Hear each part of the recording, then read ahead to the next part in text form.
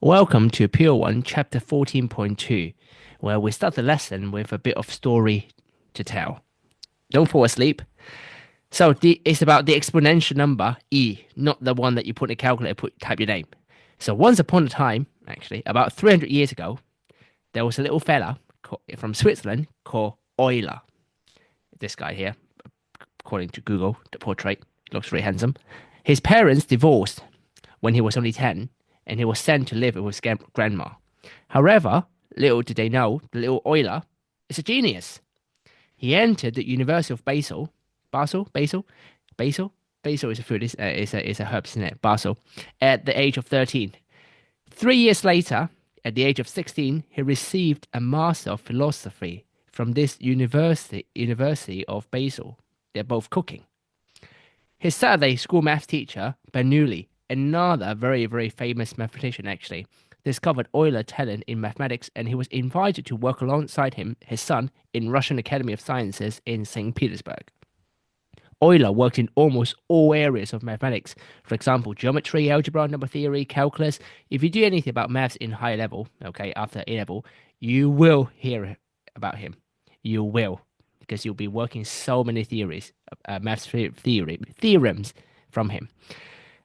One of his famous findings is exponential number e. This number e. Now, all people are created equal. However, as clever as he is, he had an eyesight problem throughout his mathematical career, and his right eye eventually became fully blind, and soon affected his left eye too. At the age of 76, he suffered from a brain hemorrhage, and he passed away. To be honest, 76 years old back 30 years ago, I think is still a pretty decent life, got a long lifespan. However, a lot of people will remember him and thank you for his great contribution in the mathematics world, as most of his work is still being used nowadays in advanced math studies. As I've told you, if you do anything about past A level in maths, you will hear from him again. And he'll actually haunt you in the nightmare. Right. So the exponential number e, okay, so let's talk about it. It's similar to pi, where both numbers have non-ending decimal values. So e equals 2.71828. Da, da, da, da, da. Right. So you might be thinking, when do we use e? Well, we use pi for circles, right? We use e actually for gradient and for graph, for gradient and tangent, some do with geometry. Euler has found out that when e is the base of any exponential function, y equals e to the power of x, then the gradient at any point of the graph is the same as the y value of that point. Well, what does that mean? That means now, if I, okay, just on a side. Now, let's say, for example, here, okay, we have got a quadratic, okay, the quadratic, okay, quadratic. Let's say this is y equals x squared, x minus 3 squared, okay, this graph.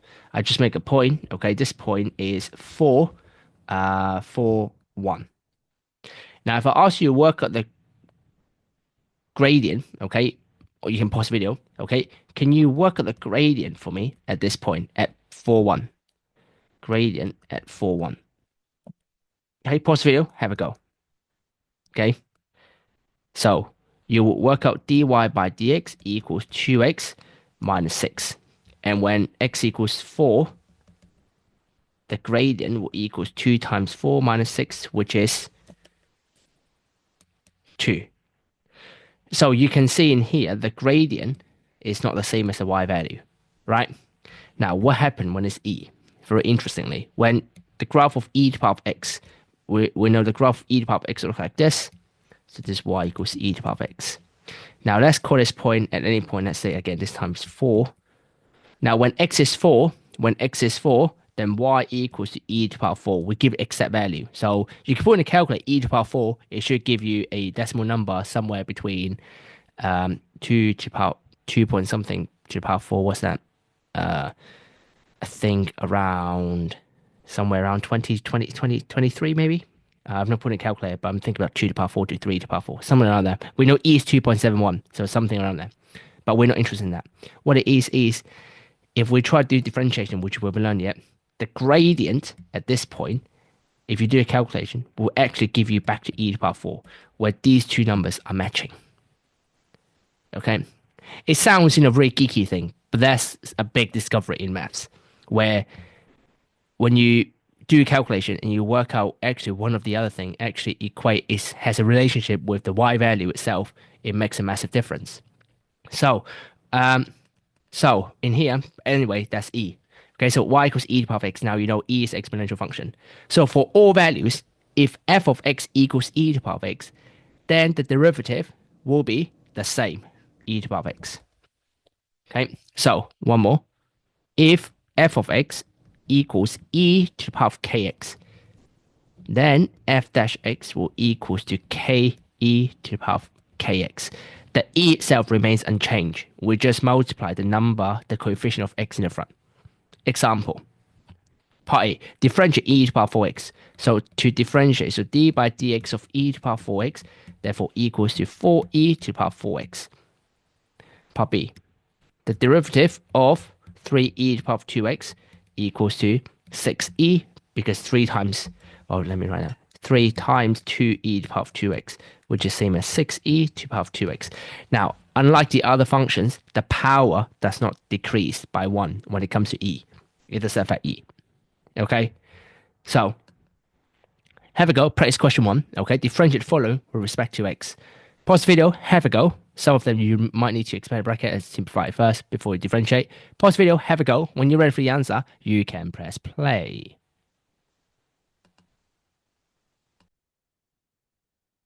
Here are the answers. All right, differentiate e to the power 3x, 3e to the power 3x. Differentiate 8e to the power 1.5x, multiply 1.5 by 8, 12. That one, you have to multiply -1, so that's why it becomes negative. Uh, for question D, you have to expand the bracket first. E to the power of 2x times e to the power of x means you have to add the power, so e to the power of 3x. And then e to the power of 2x times 1 is e to the power of 2x. Okay? Right, anything else? Yep.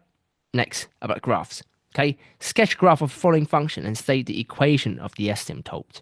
So question A. Okay, so hopefully you remember what does the graph of y equals e to the power of x look like. So e to the power of x looks like simple as this. Okay, that's y equals e to the power of x. Asymptote is y equals 0. The x-axis, y equals 0. Okay, question B, e to the power of 2x. Now, if f of x, okay, if f of x equals e to the power of x, that's the parent function. Parent function means the original. Okay, so anything, any coefficient is just a transformation of the parent function. That means the original, the OG. So f of x is e to the power of x. Therefore, if we want e to the power of 2x, then we could do f of 2x. We know f of 2x means a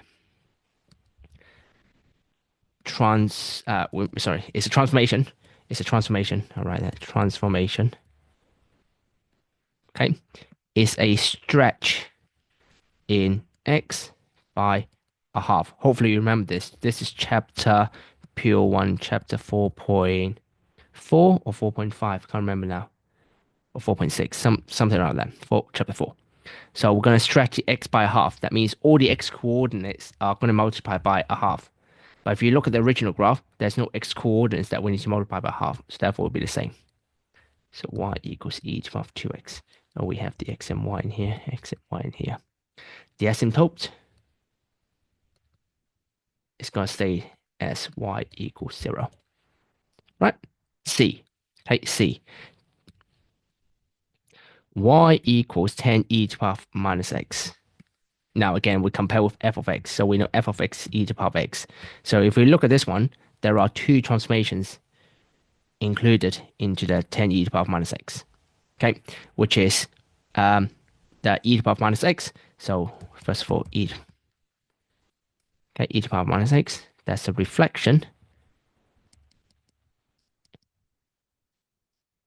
in y-axis. Okay, and then to multiply by 10 in the front, stretch in y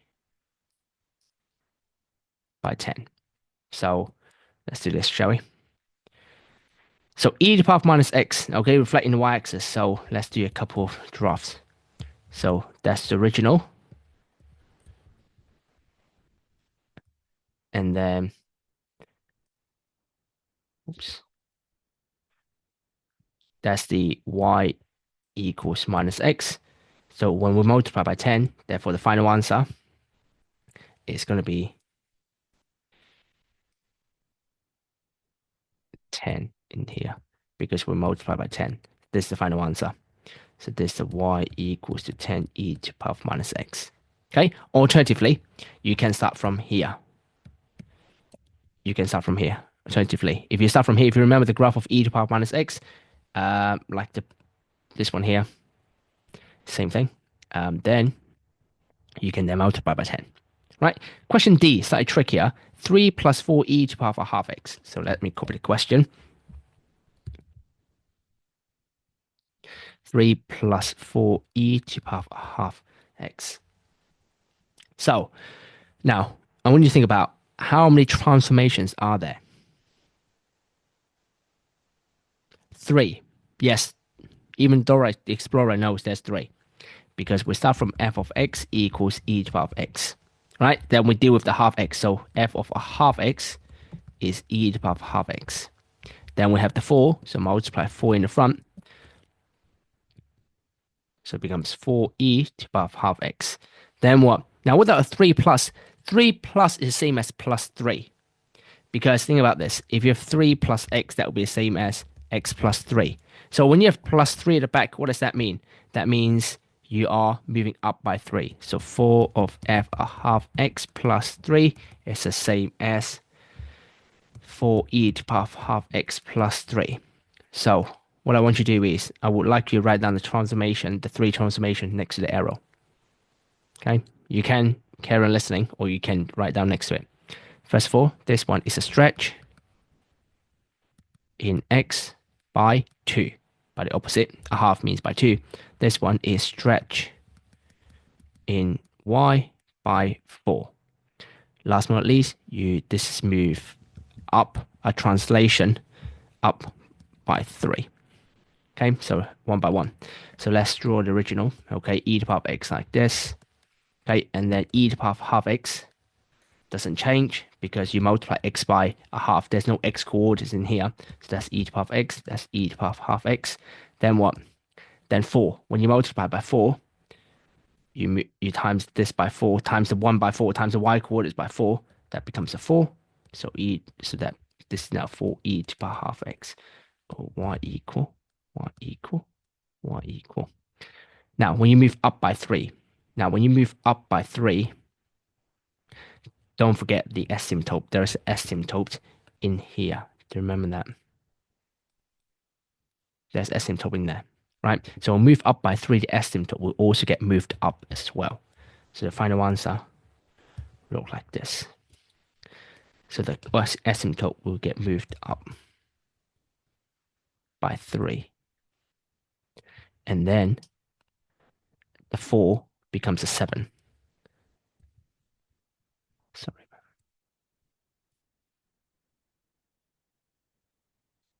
And that's the final answer. Okay, so what about the asymptote? Asymptote is now y equals 3.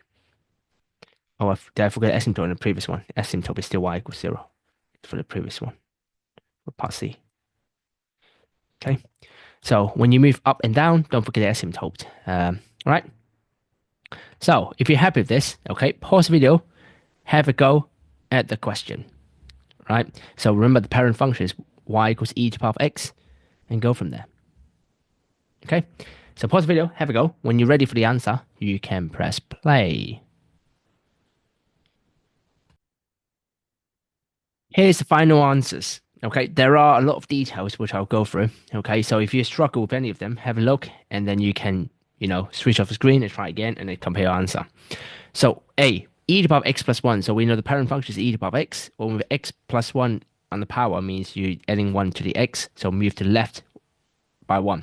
But when you move to the left by 1, the y-intercept will change as well because now when x equals 0, y equals e to the power of 0 plus 1 and y equals just e. So it's like pi, it's an exact value, it's that third form, which is right as e. Okay, so e, that's the answer, right? Part B, you've got two transformation. First one is stretching y by 2. When you're stretching y by 2, you multiply all the y coordinates by 2. So, oh, I made a mistake in here. That should have been 2 actually. This should have been 2. Even though I make a mistake. So when 2 minus 3, that becomes minus 1. So nothing. Thank God it doesn't affect my answer in a grand scheme of things. So when you multiply by 2, the 1 becomes a 2. And then now you minus 3. So that means the whole graph moves down by 3. 2 minus 3 is negative 1. That's where the y-intercept is. But when you move up and down, again, I mentioned about the asymptote will also get moved down. We have the y-axis as the asymptote, x-axis as the asymptote. Now we move down by 3, y equals minus 3 is now the asymptote. All right, so you must include y equals minus 3. You must include asymptote. Otherwise, it'll be wrong. You don't get full marks. Last but not least, we got y equals 100 e to the power of negative x plus 10. So instead of starting with e to the power of x, I start with e to the power of negative x. Reason being is it saves me to do another transformation. So if I know y equals e to the power minus x graph looks like this, okay, then I can just do stretching y by 100. So you can see the y-intercept from 1 becomes 100. Next, I move up by 10. So the asymptote moves up by 10, where it was in the x-axis. When you move up by 10, becomes y equals 10, and the 100 plus 10 becomes 110. All right? And that's the final answer. And that's the end of the lesson.